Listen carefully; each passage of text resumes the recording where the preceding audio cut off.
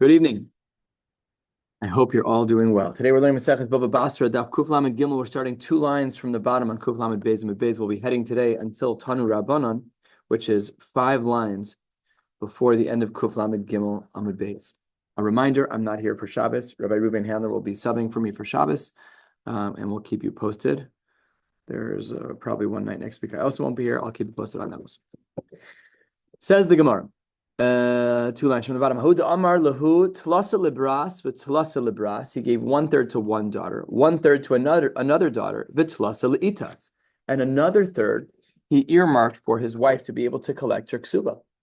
And shchiva chada mibnase Nebuch, one of the 2 girls passed away, one of his daughters.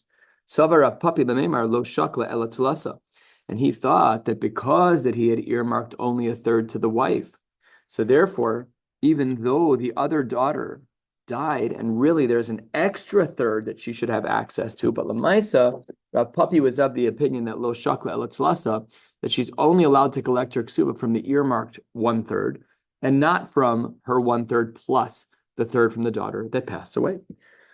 The Gemara is not having it. Why would Rav Papi ever say something? Top of Kuf Lamed Gimel Amud Aleph. Omar Le, it's really weird, this daf. It's almost hard to focus on it a little bit, no? Right. It feels so yeah, it feels lopsided. Okay. Omar Le Rav Kahana. Ilu Hadar Kani. Why would we not take from that daughter? Had it been that the husband was Hadar Kani, he went and bought more property, wouldn't she be able to collect from that? Milo Shakla. So now too it should be the same. The kevan deilu hadar kani shakla, and now because it would have been the case that had the husband gone and bought more property, she would have been able to collect from more than her 1/3. Hashtanami shakla. What puppy? What are you talking about? Why are you saying that she can only collect from the 1/3 that he earmarked? After all, the third from the daughter who died was put back in the pot. That's now his property. Why can't she collect her ksuba from now 2/3 of what his estate had? And so the Gemara says, so we seemingly would hold that way. And Hashtanami Shakla, you see the letter Beis there, which brings us to the Rambam and Shulchan Aruch, which means that if a man only has 1/3 of his property available, she collects her ksuba from that. If he then gets another third, and now it's 2/3, great, she can collect from anything he owns. And therefore, even if after he earmarked a third, more comes into his ownership, she can collect from there. Another story.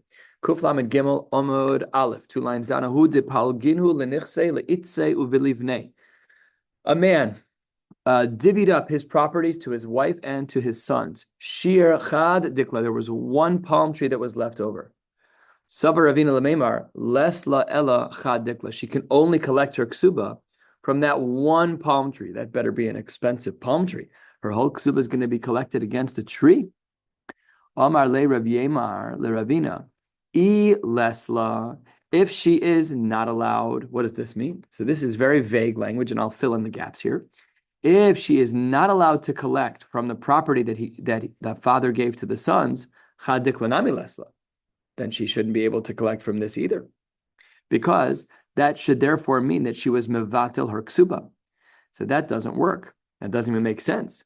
Ella, it must be, says the Gemara, that migu de nachta ledikla, because, says the Gemara, that she is able to redeem her ksuba against the dekel tree, and she wasn't mochelas on her ksuba. That's the gilui milsa. Because she's able to go to that palm tree and take it as the lien for her ksuba, nachtanami l'kula nichse. It's the opposite. Now she can go anywhere. She can even go to the son's property that the father gave to the sons and take that as well. Next, Amar Rav Huna, Shchiv me Rasha Kasav Kol Nechasav le'acher. A man was on his deathbed, and he writes over all of his properties to a non-family member, or seemingly a non-family, la'acher, to another person. So says the Gemara, a quarter of the way down, beginning of the line, Rowan, we take a look and see what the matzav is over here. Im Ro'oi liyorshav, if the person that we're talking about is Ro'oi to be a yoresh, a child, a family member, whoever, not lan mishum Yerusha, then the halachic mechanism that we're going to employ is that this is a Yerusha. And if the person is not a Yorish, it's a friend, it's a non-family member, someone who's not in the pecking order of Yerusha, then no talan mishum matana. So one way or the other, the person gets it, but the question is, do they get it because of Yerusha, or do they get it because of matana? We'll ask in the Gemara a little bit later why it is that we care at the end of the day, the guy's going to get it anyways. Who cares if we call it a Yerusha or a Matana? I'm sure after the last many blot, we can come up with a couple of our own answers, but we'll get there in a couple of minutes. Says the Gemara to Rav Huna, look, I understand what you're saying, that you want to just kind of make a decision as you move along, but there's a problem here. What does this sound like? That if you give it to your son, it's a Yerusha. If you give it to another person, it's a Matana. You know who you sound like? Rav Yochanan ben Baroka, because he said you can earmark this money, a Yerusha, to whoever you want. So says the Gemara, a third of the way down. Rav Nachman, Ganva Gnuve Lamalech. Why are you acting like a god if you're acting all sneaky and hopping around? Just say you hold like Rav Yochanan ben Baroka. Isfir lach Rav Yochanan ben Baroka, that you can give it to anyone, a son or a non-child or a non-family member. Aim halachik Rav Yochanan ben Baroka. The hashmaitzach Rav Yochanan ben Baroka who does la. Everything you're saying is like him. I gave it to someone. If he's what do you mean if he's a Yoresh? If he's a Yoresh, you should give it to him. Elamai, you hold like Rav Yochanan ben Baroka. So just say that. So then, before he even gives the person a chance to respond, Rav Nachman gives his own suggestion about what Rav Huna meant. Dilmaki haka amris. Maybe the case where he said this was a little different. There was a person who was dying. The amrule, as he was on his deathbed, they say, Nichse leman. Dilma laplanya. Who are you giving your property to? Maybe you're going to give it to so-and-so, Ploni Almoni, this person. V'amar lahu elolaman. Of course I'm going to give it to him. Who else would I give it to? That's what he says. Now, that was the conversation. And the guy himself didn't say who he was going to give it to. Someone said, should we give it to so-and-so? He said, sure, give it to so-and-so. Now we say, the Amris Lan Alan, that's not that he holds like Rav Yochanan ben Baruka, but in this case, we Pasha didn't know who the person was, who he earmarked to. Of course we should not, of course we should give it to a family member, but he did it this way. And then, Im Roy Liyorsho Not La Mishum Yerusha, V'im Lab, Not La Mishum Matan. So says the Gemara, Amar Le, that's exactly what I meant. You got it exactly right. Hachi Kamina. That's exactly what I wanted to say. So he asked this question, Rav Nachman asked this question against Rav Nachman. Maybe this was the case that we were talking about, where the Shchiv Meira wasn't, he was just on his deathbed. It was a little unclear what was, yeah, that's the case. That makes perfect sense. Now asks the Gemara, Lamai Hilchasa, to what end does it matter if the guy receives his money as a Yerusha or a Matana? The conclusion is the same, that the guy gets the item in his hand. The $1,000 check, whatever, $1,000 in coins. So even if it's because of Yerusha, then you're getting it mitam Yerusha. If it's a matana, then it's who cares? Mamish, like what's the difference? Right? We're Jews. We're mechalik things all the time. But why would we be mechalik this? So the Gemara gives a couple of answers. Here's answer number one. Then almanaso nizonis minachasa. The imlav ain almanaso nizonis minachasa. Says the Gemara, if it's a Yerusha, what's the nafkamina between Yerusha and a matana? That the Shchiv Meira's wife can benefit from the Yerusha. Masha'en came. If the Shchiv Meira is giving over a matana, then the wife cannot benefit. The wife only has halachic rights to the Yerusha as it relates to mazon, but not if it's a matana. So it first has to be a Yerusha, then the widow can benefit. And if it's not going to be a Yerusha, then she cannot benefit. Says the Gemara, what are you talking about? Amar le Rava, migra gara. It's going to be even worse by a case of matana? No way. Hashta be Yerusha de Oraisa. When it comes to the din de Oraisa, a classical case of Yerusha where a man dies and gives a Yerusha to his son, there Amar Samanaso Nizonis Minachas of Pashat that the wife would benefit. So b'matana de Rabbanan lo kolshken, all the more so. Where the Chachamim had to go out of their way to allow someone to give the Yerusha to someone else, all the more so they're going to mimic the din de Oraisa and make sure that the Almana gets to benefit from the Matanas. That can't be the difference between a Yerusha and a Matana. We can't say that the wife of the Shchiv Meira is the Nafkamina, her mazon. She should get it Mimanavshach. It doesn't matter if it's Yerusha or a Matana. So now the Gemara says 6 lines from the bottom, answer number 2, and the one that we accept. Elama Rava Kedushalach Rav Acha Bar Rav Avya, he says as follows. L'divrei Rav Yochanan ben Baroka, according to the sheet of Rav Yochanan ben Baroka, where he says, Nichsi loch ve'acharecha leploni. First, I'm going to give them to you, and after you, if you die, then they go to another person. We're not following the normal halachic order of the pecking order. I'm going to give it to family member X, and after family member X dies, it goes to my best friend, my chavrusa, but lav dafka that he's family. It says the Gemara, Im haya rishon roi liyorsho. If the first guy was shaykh to get a Yerusha, he was a son, ein l'sheni b'makom rishon klum, then the second guy has nothing to say to the first guy. Leave it alone. Shein lashon matana ela lashon Yerusha. When it comes to Yerusha, it goes in order. The Yerusha ein lahefsek. A Yerusha just keeps falling to the next generation. So let's say there were, 4 generations. You have a grandfather, father, son, grandson, great grandson. Okay, so the grandfather dies, it goes to his son. He dies, it goes to his son. He dies, goes to his son, all the way down to the great grandson. Got it. There's ein lahefsek. It constantly will find the next of kin in order to give over that Yerusha. But that's not true by a matana. Amar le Rav Nachman. Wait 1 second. What was the whole case? Look 5 lines from the bottom. What was the language in the case of Rav Yochanan ben Beroka? That was what he said the case was. I'm giving it to the first guy, but when he dies, it's going to go to the second guy. That was the case that was presented. How can you say that that's not allowed? And that ein lahefsek, that's not true. He was mafsik. It goes to the first guy, the family, the ben, and after that it goes to my chavrusa, says the Gemara. That was the case that was presented. So who savar lush? The Gemara responds on the bottom line. Who savar? Yesh lahefsek. The case was that he thought that there was a hefsek, that a shchiv meira can assert that I'm going to give it to my son, and then after the son dies, then I don't want it to go in the pecking order. I want it to go outside the family, and that's not true. Rachman Amar ein lahefsek. You're wrong. So we're saying the case is just incorrect. Anyways, this is answer number 2. Is that the difference between a yoresh and a matana is that Yerusha never stops. A Yerusha keeps seeking out the next person, the next of kin. But a matana doesn't work that way at all. A matana is whoever gets it, gets it. If he dies, then he has his own Yerusha problems. But as it relates to the shchiv meiro, gives a matana, it's just 1 step, and then it's mafsik. Yerusha is never mafsik. It keeps seeking out the next of kin. That's the nafkamina, says the Gemara, between a Yerusha and the matana. And that brings us to the top of Kuf Lamed Gimel Amud Beis. Ahud Amar Le Lechavrei, similar to our last case, the case that we just saw. Nichsi lach v'acharecha leploni v'rishon ra'u liyar shahava. Says the Gemara, Ashchiv Meira says, I'm giving it to you, my son, and if you die, then it goes to a non-family member. And the first person was ra'u liyar shah. Shachiv Rishon, and then the first guy, who was a family member, dies. And because the Shchiv Meira said, Nichsi lach v'acharecha leploni, this guy, the non-family member, let's say his name is Levi. Levi, the non-family member, says, look, I was next in line here. I know I'm not next of kin, but I am next in line because that's what the Shchiv Meira said. So Asa Sheni and Kotava. The guy after the family member, remember, Shchiv Meira gave it to his son Chaim. Chaim died, and it should have gone to his friend, not his family member, his friend Levi.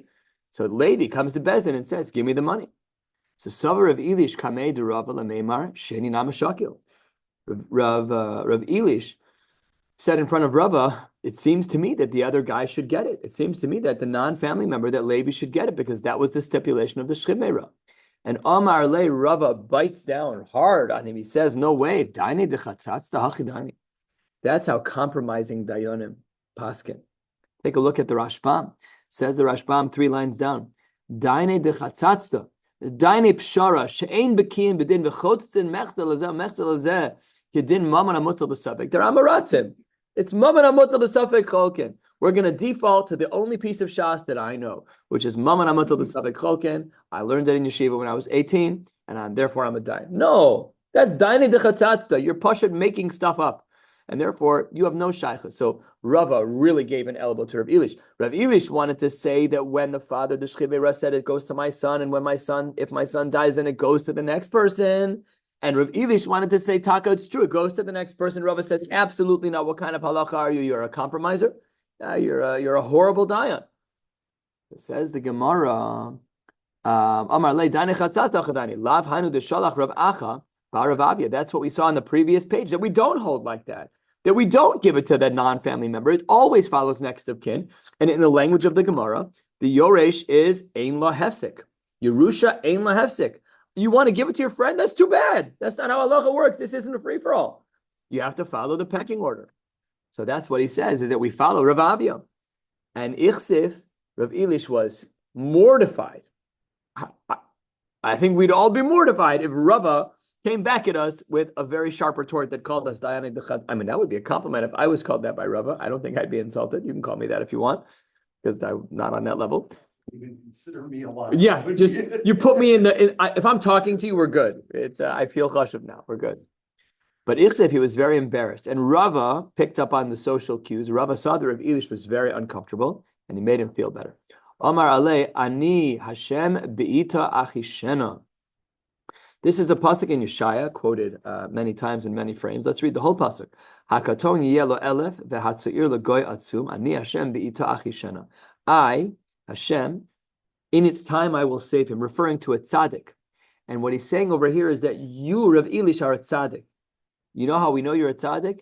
You were zoche, Rav Elish, to have me, Rava, here to correct you. Because had you not been a tzaddik, you would have just passed in the wrong din. Kodesh Baruch Hu protected you. He brought me here, says Rava. I've got you, which shows you that you're a tzaddik. So that was, I don't know, that doesn't sound so comforting, but it was about what the Gemara says is comforting. That brings us to a new Mishnah. We'll start the Mishnah. The Gemara will end 5 lines from the bottom. The Mishnah says 7 lines down from the top. The Gemara says that there's a father, and he ignored his children, gave his Yerusha elsewhere. Masha asa asui. The transaction halachically is binding. This is not the way to do things.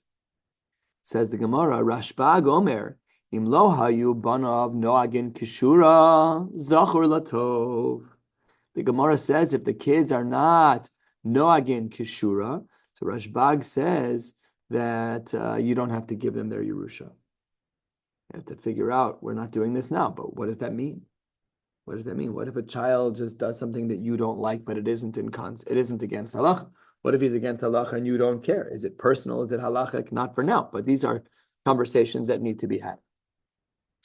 The Gemara wants to know, when Rashbag says that you should not, or you're not obligated to give the child who's not Noe Kishura, does everyone agree to that? So let's take this question all the way to the end of the day. The Gemara says as follows, Tashma, the Yosef ben Yoezer, Hayalo ben Shelo Hayano Kishura. He had a child who was not behaving ideally. And Havale, Rav Yosef ben Yoezer, he was one of the Zugim from the Mishnayos in Pirkei Avos. So the Gemara says, Havale Elisa de Dinare. Rav Yosef ben Yoezer had a bag of dinarim, of coins, that he would have given to his son, but his son was not Noe Kishura. So what did he do? Kam Akdasha. And he was Makdasha. I'm sure the kid was thrilled. Tati, where's my money? He's like, forget you. You're not Noe Kishura. I was Makdash all the money to the Beis HaMikdash. This son, Azil, Nasiv Bas, he married the daughter of Gadil Kalile de Yanai Malka, the person who makes the crowns for Yanai the king. This was an artisan of some kind. That's what the Rashbam says over here, halfway down. Dibra Maskal Bas, the daughter of Gadil Kalile de Yanai. Bas, the daughter of Misha Mikla Ataros. She braids Ataros the Yanai Hamelach. That's what she does. Flowers, we don't know what it was made out of, but there's some type of fancy thing going on here. So this guy, the son of Yosef ben Yoezer, got married to the daughter of this artisan, and Olida de Bisu, and they had a child. Zavin Labinisa, he bought her a fish. Kara, when he tore it open, Ashkach ba Margalisa. When they opened it, they saw that the fish had eaten something, and inside the belly of the fish was a very expensive gem. Omrale, the daughter of the artisan, said, Lo sematie lamalka. Do not bring this over to the king. Remember, she knows the king because her parents were artisans and serviced the king. Don't bring it to the king. Because they will sell it to you at 70 cents on the dollar. They'll sell it to you for cheap. Zil amtie legabe gizbare. You should go over to the gizbar, to the treasurer of the Beis HaMikdash. That's what the Rashbam says, shel hektish. And if you look in this Rashbam, a fascinating historical Rashbam, Dibra Maskal legizbar, a little bit more than halfway down, shel hektish, v'kachena la'avne ephod. Who knew? This was one of the stones of the ephod that they found inside this fish. Must have been pretty big. Back in the Gemara. Don't go in saying, I think it's worth X. Keep your mouth shut and let them give you the price. Because when you say something to hektish, that becomes a reality. So don't say, give me $5,000, $5 million. Don't say anything. Let them give you a price. So Amtie, listen to her. Shemua betleisar aliyosa de dinre. And it turned out that the value of this coin was 13 of those bags that Yosef ben Yoezer didn't give to his child. Now the child has this gem. It's worth tons of money. 13 million, whatever it was a massive amount of money. So says the Gemara, Amre Le, the Gizbar of the Beis HaMikdash says, the Gizbar of Hektish said, Amre Le, Sheva Ika, Shis Leka. It is worth 13 bags of gold coins, but we don't have that much on hand. So says the Gemara, Sheva Ika Shis Leka, I only have 7 bags in stock. The other 6 are on back order. What do you want to do? So the son of Yosef ben Yoezer said, Amar Lahu, we're 2/3 of the way down. Sheva Havuli, give me the 7. Shis, Harehen Mikudashos L'Shamayim. Oh, that is a gift. That is a tax-deductible gift. That is a lot of money. Amdu V'Kisvu. And here's what they wrote. Yosef ben Yoezer hichnis achas, ubno hichnis sheish. Yosef ben Yoezer brought in 1, and his son brought in 6. This has a bunch of possible implications. As we'll soon see, this is a sign that Yosef ben Yoezer was correct for admonishing his son by not giving him the bag. His decision, in turn, led to his son bringing even more to Hektish, which is a positive sign. V'ika da'amre Yosef ben Yoezer hichnis achas, uvno hotzi sheva. The Yosef ben Yoezer added 1 to the Hektish count, and his son deducted 7. Now, these both have opposite implications. Amre in the first case, that perhaps Yosef ben Yoezer did the right thing. There's a positive tone to the first case. And the second case is very negative tone, where he was Hotzi Sheva.